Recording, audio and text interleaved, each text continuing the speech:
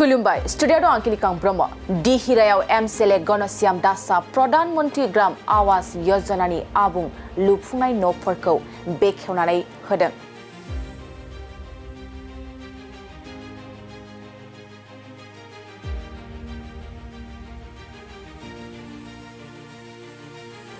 बाक्सा जिल्लानि 23 नं दिहिरा बिटिसि बियाबनि बेन्दोंआव प्रधानमन्त्री ग्राम आवास योजनानि जोहै गोदानै लुफुंजानाय न'फोरखौ बेखेवनानै होदों।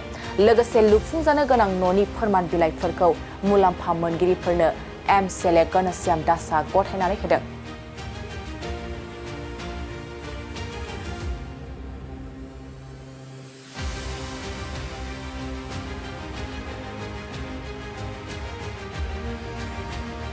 बे हाबाफारियाव बाहागो लानानै एमसेले गणश्याम दासआ लुफुंजानाय न'फ्रा मोजां जानायखौ फोरमायो।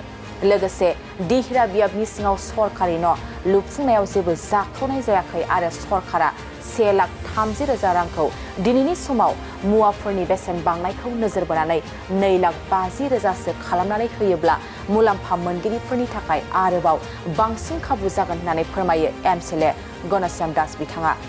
बिथां एमसेले गणश्याम दासआ खौरांगिरिफोरनि सिगाङाव मा बाथ्रा फोरमायखो फै जों आबुङै मिथिना लानि। PMAY গৃহ প্ৰৱেশৰ এটা অৰ্ডাৰ ওলাই হৈছিলে।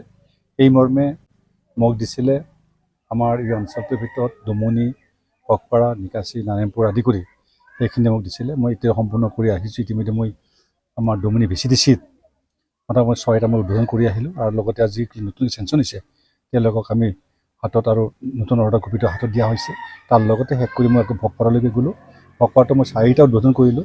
4টা উদ্বোধন কৰি তাৰপৰা মই এতিয়া আহি পেলাই এতিয়া দীঘাল নিকাচি VCDC পাইছোঁ। এতিয়া বৰ্তমান আমি অৰ্ডাৰ কপি এটা নতুনকৈ চেঞ্চনৰ অৰ্ডাৰ কপি এটা হেণ্ড অভাৰ কৰি আহিলোঁ। লগতে আৰু গৃহ প্ৰৱেশৰ আজি নতুন ঘৰ এটা গৃহ প্ৰৱেশৰ কাৰণে এইটো মুকলি কৰি দিয়া হ'ল। আৰু সেই মই তেওঁলোকক আহ্বান জনাইছোঁ যিবিলাক ব্যক্তি নতুনকৈ যিবিলাক ঘৰ পাব তেওঁলোকে যেন সকলোৱে ভাল ধৰণে বনাই লয় আৰু লগতে যিটো ঘৰ এতিয়া পাইছে চৰকাৰৰ পৰা সেইটো যেন ৰাইজে নিজৰ ঘৰৰ পৰিয়ালখনে যেন ভাল ধৰণে চলাই লৈ যায়। ভৱিষ্যতে ঘৰ নাপাৱাৰ বেদনা বহুত থাকে। পাৱাৰ পাছতো ঘৰবিলাক আমি ভালকৈ ৰাখিব নোৱাৰিলে কিছু অসুবিধা এটা আহে। যিবিলাক সম্পূৰ্ণভাৱে পইচা পাইছে সম্পূৰ্ণ ঘৰবিলাক হৈছে। যিমানখিনি ঘৰ পাইছোঁ সম্পূৰ্ণৰূপে ক'ব লাগিব, মাত্ৰ অলপমান দুমিনিট সাধাৰণ অলপ খিৰিকী দুটা কিছুমানৰ প্ৰব্লেম আছে সেইখিনি কৰিবৰ কাৰণে মই আবেদন জনাই আহিছোঁ। কিন্তু ভকপাৰা VCDC কমপ্লিটলি অ'কে পাইছোঁ আৰু আমাৰ নিকাচি VCDC অ'কে পালোঁ। চিন্তা কৰিব লগা নাই। এতিয়া আগন্তুক আৰু মোৰ নাৰায়ণপুৰ VCDC আছে তেওঁলোকে যোগাযোগ কৰা নাছিল। এইমাত্ৰ যোগাযোগ কৰিছে তেওঁলোকে দুটা বা এটা উদ্বোধন কৰিম বুলি কথা দিছে। কিন্তু মই যাই চাওঁ তেওঁলোকৰ যোগাৰ হৈছেনে নাই, যে GPS ইঞ্জিনিয়াৰ আৰু GRS আহিছেনে নাই কিন্তু গম পোৱা নাই। যদি তেওঁলোকে নাথাকে নকৰিম আৰু তেওঁলোকে থাকে তেতিয়াহ'লে উদ্বোধন মই নিশ্চয় কৰিম। সেইকাৰণে সকলো ৰাইজক আহ্বান জনাইছোঁ যে 1,30,000 এটা ঘৰ হোৱাটো সম্ভৱ নহয়।